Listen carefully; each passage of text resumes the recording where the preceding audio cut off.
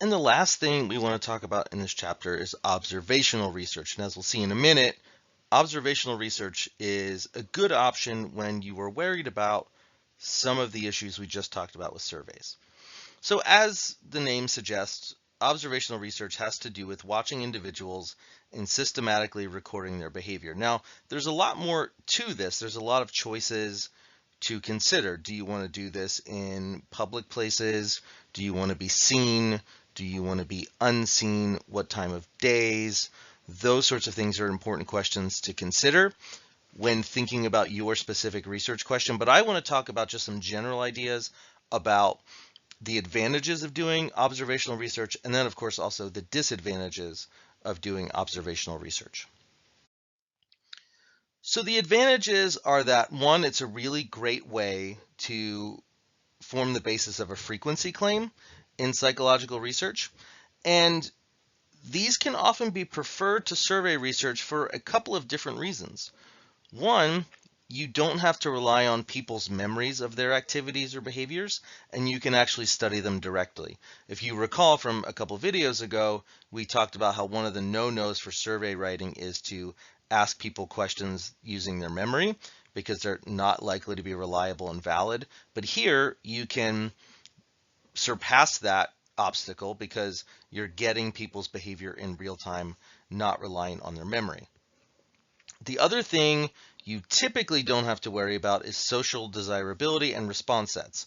You don't have to worry about response sets because there are no response sets. There's not a series of questions where you have to rate your agreement. Additionally, social desirability in public settings or when you're actually interacting with people out in the real world is less likely to happen. Now, we'll talk about situations when it can happen in a second, but it's much less likely to happen, especially if you don't know you're being observed in the first place. So if you don't know you're being observed, then it's hard to act socially desirable or in a socially desirable way because you're not worried about other people's views towards you. And I think what this essentially all boils down to, and maybe the reason why so many researchers do use it, or we might often want to use it along with survey research and hope to get some converging data on the same points through two different methods, is that so many times what people say they do and what they actually do are not the same thing. And this is the fundamental problem with surveys. Lots of behaviorists in the history of psychology have had problems with this for this very reason. What if we rely on surveys in psychology as much as we do, we're really just becoming a science of what people think they do and not what people will actually do. And I don't know if it's still on, but you might catch reruns every once in a while, or you may have seen it before. There was a show on, I think it was ABC, called What Would You Do, where they would go out to places and set up these kind of field experiments where I remember one where a girl drugged a guy's drink. They were on a date. The setup was they were on a date at a bar. They're all actors. They were on a date at the bar, and the girl stirred some sort of powder in the guy's drink, and the guy, like a few minutes later, starts acting like he's been drugged. And the question was how many people would stop and say something to the guy that happened. Now, of course, if I asked you that on a survey, 100% of people are going to be like, yeah, I would definitely say something. But when you actually put people in that situation, that's not what happens.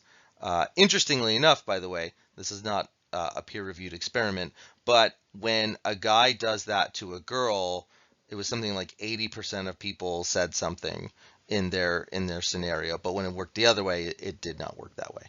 It only went the one way, which is interesting enough. And again, right, people would say, it doesn't matter, I would always stand up for what's right.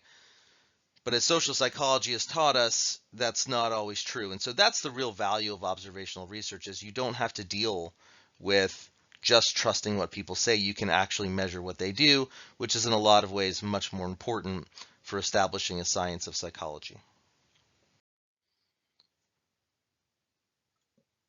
Of course, like surveys and like any method we have in psychology, there are issues that come with doing observational research. and that need to be addressed before the data can be considered reliable and valid. One of those is observer bias, and this is fairly straightforward, where observers' expectations influence their interpretation of the behaviors or outcome in a study. So this is where, if you want to think about it this way, people see what they want to see.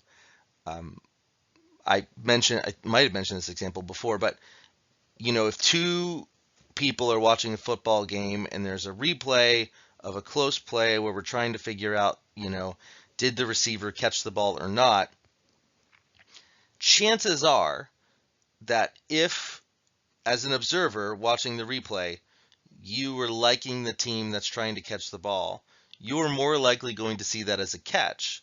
And if you like the team who's playing defense and don't want the receiver to catch the ball, then you're going to view that as not a catch, right? You kind of see what you want to see. That's just human nature. And so we certainly have to be worried about that when we are doing observational studies. We'll talk about the solution for these things in a minute, but that is one idea.